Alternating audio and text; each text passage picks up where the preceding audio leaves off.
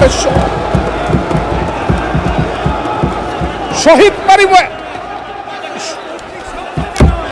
শহীদ পরিবারের লোক, মাননীয় সদস্যবৃন্দ ওনাকে বলতে দেন।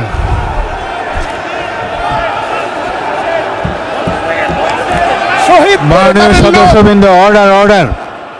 জামাত জোট যদি মেজরিটি পায় তাহলে আমি বিষ খাবো, এই কথাটা আমি বলেছিলাম। আমি বিষ খাবো, হ্যাঁ, কথাটা সত্য, আমি বলে যাচ্ছি।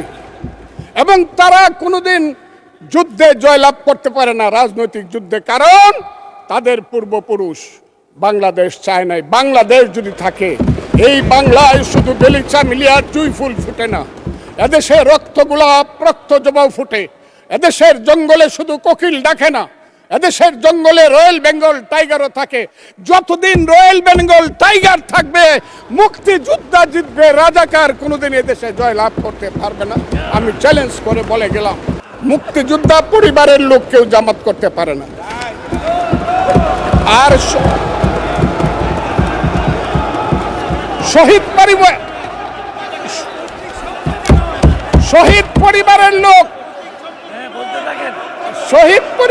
মাননীয় সদস্যবৃন্দ ওনাকে বলতে দেন।